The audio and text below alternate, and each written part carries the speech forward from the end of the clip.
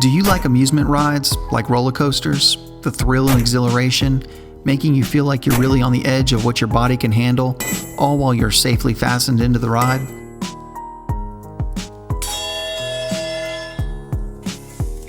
That's the same reason I love shooting big bore rifles and handguns. It takes you just a little out of your normal comfort zone, all while pushing your shooting skills to the limit to see if you can remember all of your fundamentals while managing that massive recoil.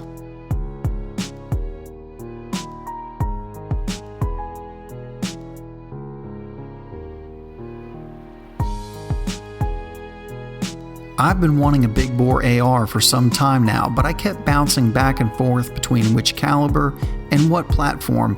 That is until CMMG released the Anvil.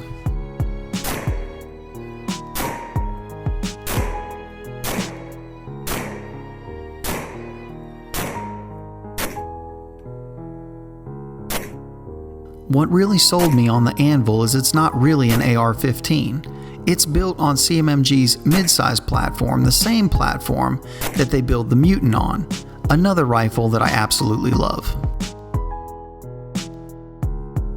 This platform is much larger than a typical AR-15 and just a little smaller than an AR-10. But what this gives you is a great platform with a lot more heft to handle that huge .458 Socom bullet. So when you get a .458 Socom, you'll hear one question over and over again. Why?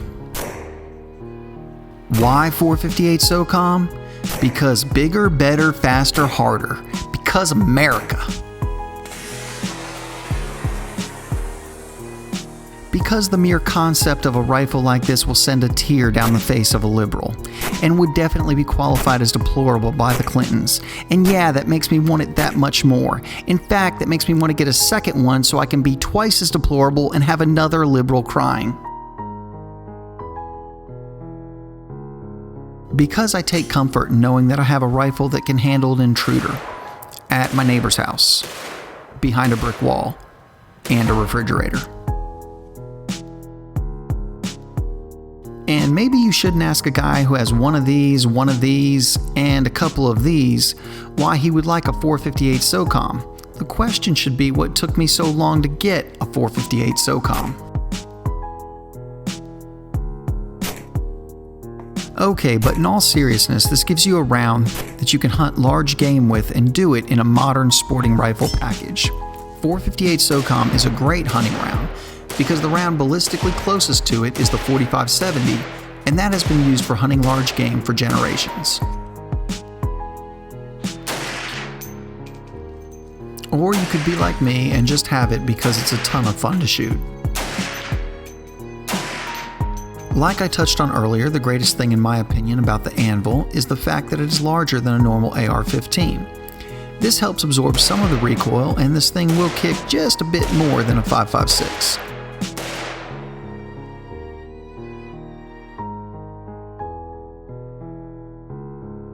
The large receiver has been modified to accept standard AR-15 magazines and is nicely funneled. This is one of the areas where you can really appreciate how much bigger the Anvil is.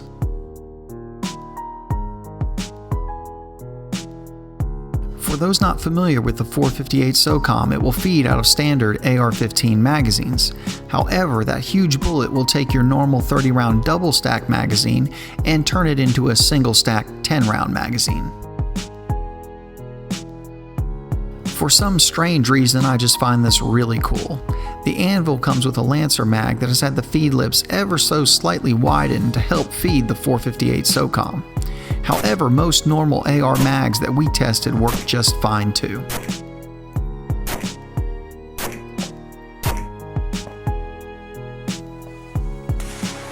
The larger receiver, of course, allows for a much larger bolt. In fact, the bolt face is the same size as an AR-10.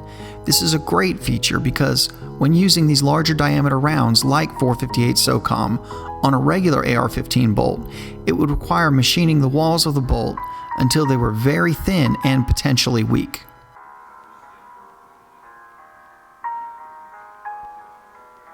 But with the Anvil's larger bolt, you can have the large diameter of the .458 and still have a very strong, thick bolt face left.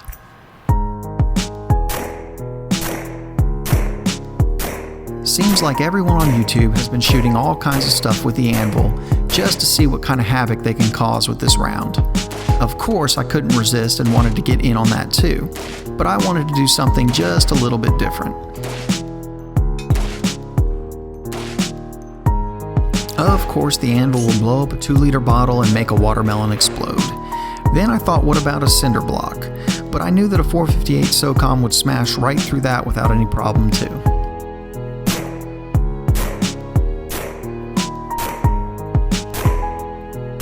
But then I pondered what it would do to a real cinder block wall that has actually been properly laid and put together. So since in my day job I work in the remodeling and construction business, I arranged to have a proper cinder block wall made out in the woods. Plus, I didn't think it was a bad idea to get some practice in case Trump needs some help building that wall.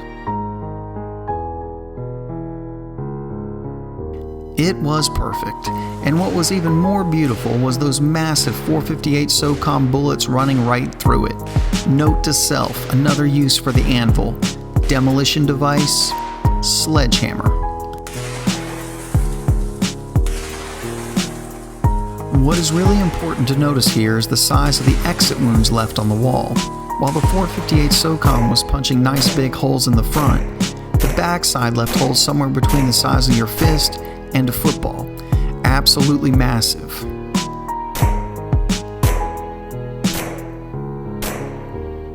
So was there anything scientific about this demonstration? Absolutely not. But it was a ton of fun, and it did show the power of the 458 Socom. I know I sure don't want to be hit with one. And if it can do this to a concrete block wall, just imagine what it could do as a hunting round on a wild boar or other large game. I would say that it would be more than adequate. Another thing that I really like about 458 Socom compared to some of the other big bore AR choices out there is that there are a lot of manufacturers making the round in a wide variety of loads. Companies like Black Butterfly, Lehigh Defense, Underwood Ammunition, Southern Ballistic Research, Ventura Munitions, and others all load the 458 Socom, giving you plenty of options for what you want to feed your new Anvil. Accuracy is phenomenal out of the Anvil. Actually, all CMMG guns I've had the opportunity to shoot have been exceptionally accurate. We got the best groups from the Southern Ballistic Research 300 grain. Here's a nice grouping at 100 yards. All these loads also let you adjust the recoil too. While most common loads will be in the 300 grain range, SBR offers a loading with the 140 grain polycase ARX bullet, which will greatly reduce recoil. There's no avoiding it, the Anvil will recoil.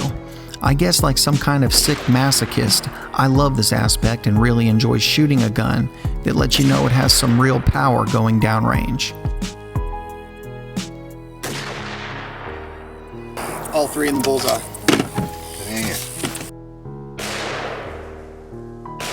However, if you want to tame the Anvil back a bit, the 140 grain polycase ammo is very pleasant to shoot, and even the more recoil sensitive shooters enjoyed shooting the Anvil with the 140 grain.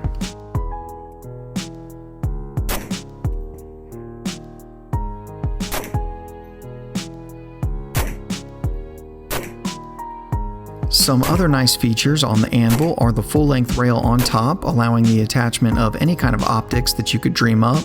The 15-inch rail also has key mod attachment points at 3, 6, and 9 o'clock.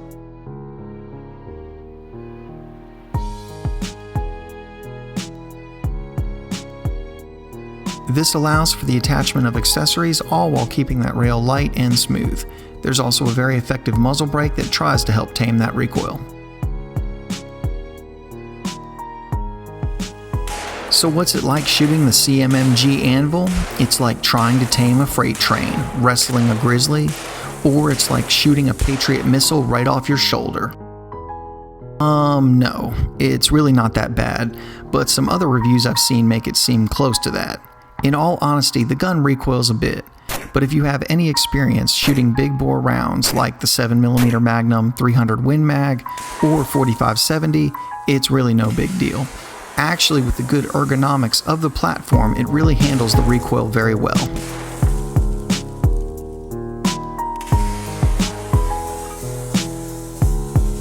Don't get me wrong, after shooting the Anvil, you'll know that you just shot a gun.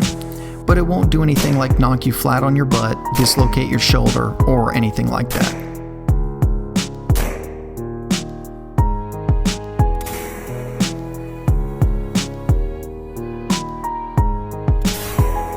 The round closest to it is 4570, and I have handguns that shoot that, so how bad can it really be?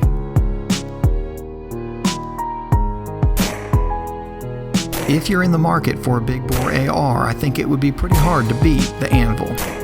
You have a superbly accurate rifle with some extra size and heft in the receiver.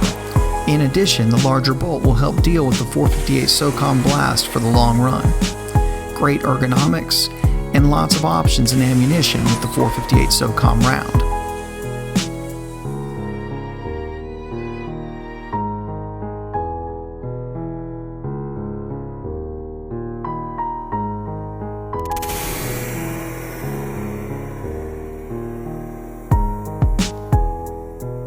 So go get you one, and you too can throw bowling balls downrange.